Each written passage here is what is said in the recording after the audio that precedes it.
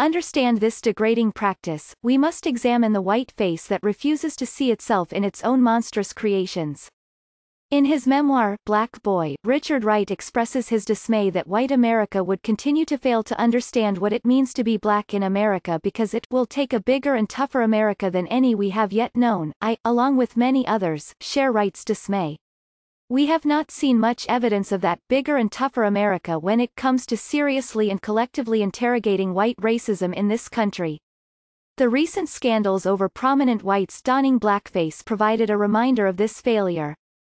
Governor Ralph Northam of Virginia apologized for appearing in a photo in his 1984 medical school yearbook of two students, one in blackface and one wearing Ku Klux Klan regalia, and admitted to darkening his face to look like Michael Jackson when he went to a dance party. Similarly, Florida State Representative Anthony Sabatini, while a sophomore in high school, donned blackface, replete with a do-rag, gold chains, sunglasses and a New York Yankees cap. As of this writing, both Sabatini and Northam have refused to resign from their political offices. After these incidents became public, I saw and heard white pundits and commentators condemn these individual cases and persons. This is certainly reasonable. There isn't much dispute over the racist history and nature of blackface. Condemnation is a sign of greater awareness about this hurtful, racist practice, but it is also a way of distancing. By attributing blackface to a few bad apples, they fail to treat this as a teachable moment about the deeply ingrained nature of white American racism. They also ignore the degree to which blackface is actually little more than a perverse expression of whiteness. To face blackface, as it were, head-on, we must address the structure of whiteness that drives it.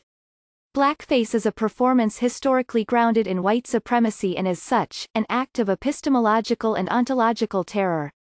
In other words, blackface is a form of white knowing in reality, of white unknowing, of white projection, and of stipulating through performance of what it means to be black by way of lies about what it means to be white. Hence, to understand blackface, we must return to the white face that refuses to see itself in its own monstrous creations. Blackface is a product of a long history of whiteness and its attempt to make sense of itself through both the consumption and the negation of black humanity. It speaks to the parasitic nature of whiteness and its need to feed. After all, whiteness, in its colonial expression, must consume and yet exclude that which is other, that which is black. Understanding blackface in this way can be an important step towards starving whiteness of its need for the other, its need to be what it is not, its need to masquerade, its need to project, or in its root meaning, to throw forth, its lies onto the black body and to pretend as if the black body has always been the site of those projections. Blackface also echoes the pain and suffering felt by black people whose bodies and identities underwent transmogrification, where they were rendered grotesque and bizarre, defined by ugly white myths. White American blackface was a grotesque extension of minstrelsy from the Middle Ages, where servant performers, as Anthony Appiah and Henry Louis Gates state, entertained their patrons by playing music, singing, telling stories, juggling, or performing comic antics and buffoonery. Within the white American antebellum context and after, anti-blackness was at the very heart of white blackface minstrelsy. The black body functioned as the repulsive and revolting object of white disgust, with whites throwing forth their hatred and lies onto what they themselves had created. White American blackface performers engaged in exaggerated and distorted gestures, warped dialect and racist clowning, all creations of the white American imaginary. As white performers blackened their faces with burnt cork, represented the black body in caricatured, silly, ersatz, inferior, horrible, and damnable ways, they were able to mark black bodies publicly as appallingly stupid and subhuman. Within this racist construction, though, white bodies remained normative, intelligent, civil, non-threatening, engaging in mere entertainment, and they implicitly and explicitly reinforced deeply problematic and false racial differences between black and white bodies.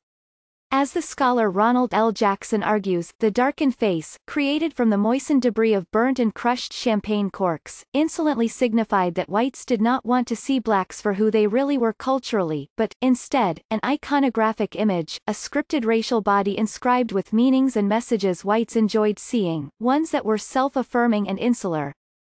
On this score, American whiteness embodied and embodies an epistemological and ontological divide that it takes as normative, as common sense, and it tells a self-redeeming and self-congratulatory history that is itself indicative of white power and privilege. As the feminist and white anti-racist activist Peggy McIntosh writes, when I am told about national heritage or about civilization, I am shown that people of my white race made it what it is. At the base of this narrative history are lies and distortions. Indeed, more broadly, there is an entire underside of white modernity that consists of enslaved and dehumanized black bodies and often forgotten indigenous bodies across the Americas that were brutally slaughtered and decimated. To use the poet and theorist Vincent Woodard's terms, blackface in particular can be described as an expression of consumption rituals and consumption practices. In short, the black body and bodies of color are the subject of white consumption. To conjure the performance of blackface, whites had to engage in a magical trick that involved profound self-deception. White theatrical spaces of blackface performance were forged to confirm the truth that white gazes beheld. White people gathered within such spaces to have their worldview proven beyond a doubt. White audiences, through their attendance and their laughter, helped to validate the white racist distortions as true. They laughed at those who were deemed fundamentally different from themselves, and that laughter helped to sustain the illusions they had projected, creations, myths, authored by an arrogant white race who dared to assume they knew black people better than black people knew themselves. Imagine whites in blackface on the stage. The actor throws forth all of the lies and distortions onto the black body. Here is where the combined performance displays a kind of consumptive process. The whites in the audience embrace and internalize the projections. They accept the putrid lies, the happy darky, the black idiot, the inferior nigger, that fill them with self-certainty about their superior status. They deny that they have created these lies and that denial sustains their white purity and innocence. Black people are not the horrible and derogatory racist myths that so many white people have depicted, whether through blackface or other white American pastimes. I know who I am. Blackface tells me absolutely nothing about myself, but it does tell me about whiteness, and its grotesque projections. But what if blackface reveals something far too weighty and threatening for white America, something that would require a bigger and tougher America to confront? What if blackface is clear evidence of the emptiness of whiteness, the hollowness of its being as an identity marker? Blackface is not a black problem. It is a white one, and fixing it is the job of white America. In her book Dismantling Privilege, An Ethics of Accountability, the religion scholar Mary Elizabeth Hobgood writes, for whites to construct an identity outside the racist construct, we would need to give up our socially constructed white selves, and that requires scapegoats. I couldn't agree more. Blackface is the white man's burden, not ours. George Yancey is professor of philosophy at Emory University. His latest book is Backlash: What Happens When We Talk Honestly About Racism in America.